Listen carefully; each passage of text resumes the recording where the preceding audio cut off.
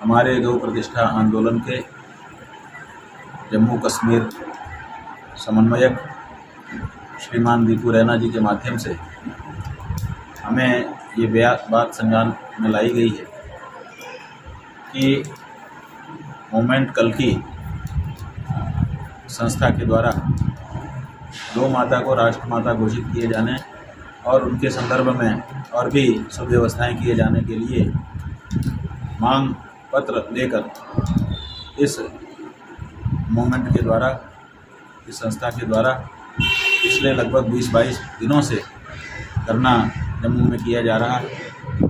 लेकिन दुर्भाग्य की बात है कि आज तक सरकार का कोई भी प्रतिनिधि इन बच्चों से बात करने के लिए और इनकी मांगों को सुनने के लिए वहां पर उपस्थित नहीं हुआ। हमको बड़ा आश्चर्य हो रहा है जब ये कहा जा रहा था सभी पार्टियों की ओर से कि हम जम्मू कश्मीर में चुनाव कराना चाहते हैं। क्यों कराना चाहते हो? क्योंकि हमको लोकतंत्र स्थापित करना है। लोकतंत्र हमारा सस्पेंड है, लोकतांत्रिक गतिविधियां नहीं चल रही हैं। बहुत अच्छी बात थी, हम लोगों ने समर्थन किया कि नहीं, जम्मू कश्मीर में चुनाव होना चाहिए, वहाँ पर लोकतंत्र की स्थापना होनी चाहिए। लेकिन लोकतंत्र की स्थापना हो जाने के बाद जब आपने वहाँ पर एक सरकार की स्थापना कर दी, चुन कर दी, उसके बाद जब वहाँ पर लोग कुछ कहना चाहते हैं तो आप उसको सुनते तक नहीं।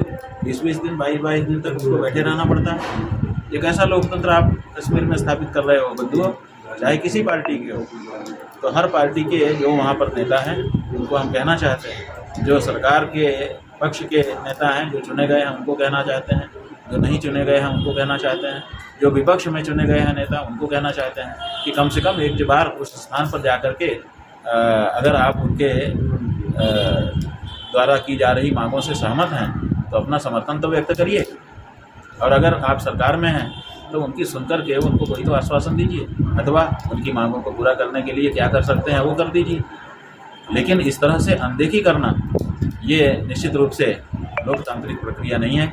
और अगर हमारे इस वीडियो के देखने के बाद वहाँ की सरकार का कोई नुमाइंदा, कोई प्रतिनिधि इन बच्चों के पास जाकर के इनकी मांग को सुनता नहीं है और जो आवश्यक कार्यवाही है वो नहीं करता है, तो हम समझेंगे कि ये जो चुनाव वहाँ पर हुआ है ये केवल दिखावा है, ये वास्तविक लोकतंत्र नहीं है।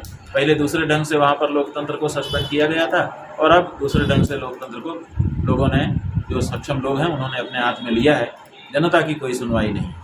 तो ये हम चाहेंगे कि वहाँ की सरकार और वहाँ के जो भी लोग हैं, विपक्ष के नेता भी हैं, वो भी उस जगह पर तो जा सकते हैं और इस मांग को समर्थन तो अपना दे ही सकते हैं। उनके जाने से भी वहाँ पर बात आगे बढ़ेगी कि चलो कोई तो आया।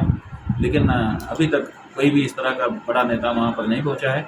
हम चाहते हैं कि जम्मू कश्मीर के जो भी लोग हैं, अलग अलग दलों से चुने गए हैं, लेकिन जनता ने चुना है आपको, आपके ऊपर ये भरोसा किया है कि आप जनता की बातों को सुनते रहेंगे।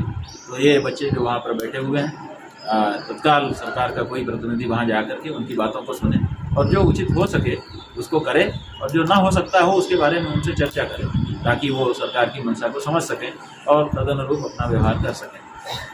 अगर ऐसा नहीं होता है तो हम अपने प्रतिनिधि के माध्यम से इस आंदोलन में हम भी सम्मिलित होंगे और इसको और व्यापक बनाने के लिए जो हमारा योगदान हो सकता है वो भी करेंगे।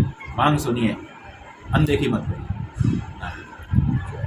भगवान शंकराचार्य की जय।